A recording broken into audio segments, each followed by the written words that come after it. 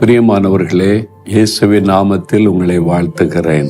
34 சங்கீதம் 1 வசனத்துல, கர்த்தரை நான் எக்காலத்திலும் ஸ்தோத்தரிப்பேன், அவர் துதி எப்போதும் என் வாயில் இருக்கும்.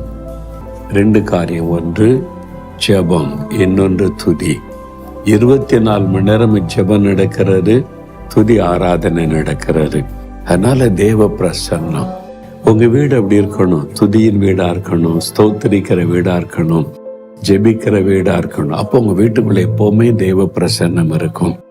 நீங்க இருக்கிற இடத்துல எப்பெல்லாம் வாய்ப்பு கிடைக்குமோ ஆண்டவரை துதிக்கணும். எக்காலத்திலும் அவரை துதிக்கணும், அவரை ஸ்தோத்திரிக்கணும். துதிப்பது என்பது அவருடைய வல்லமை, அவருடைய நாமம், அவருடைய மகத்துவத்தை சொல்லி அவரை புகழுவது.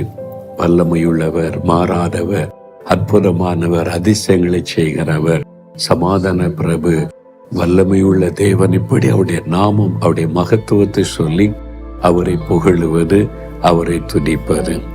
ஸ்தோத்திரம் பண்ணுவது தேங்க்ஸ் கிவிங், நன்றி சொல்லுவது. அவர் நம்ம செய்த நன்மைகள் எவ்வளவு, நம்ம உயிரோடு இருப்பது அவருடைய கிருபை. என்னை பாதுகாக்கிறீங்க, என்ன ரட்சித்தீங்க, ஸ்தோத்திரம். அபிஷேகத்தீங்க, ஸ்தோத்திரம். பாதுகாக்கிறீங்க, ஸ்தோத்திரம்.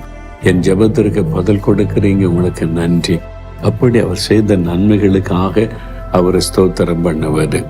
இந்த 2 காரியம், துதிப்பது, ஸ்தோத்தரிப்பது, அதாவது பிரைசிங் அண்ட் தேங்க்ஸ் கிவிங்.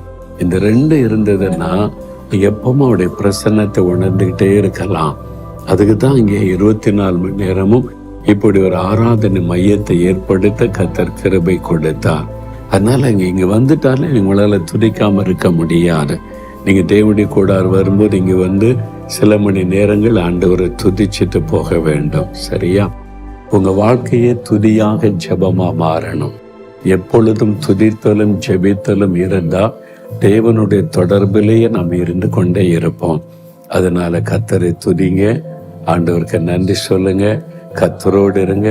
ஆண்டவர் உங்களுடைய மன விருப்பங்களை நிறைவேற்றி தருவார். தகப்பனே, உம்மை துதிக்கவும் ஸ்தோத்தரிக்கவும் எங்களை அர்ப்பணிக்கிறோம். எப்பொழுதும் நாங்கள் துதிக்கணும், ஸ்தோத்தரிக்கணும். என்னுடைய நாவு உம்மை துதித்து கொண்டே இருக்கணும், கிருபை தாங்க.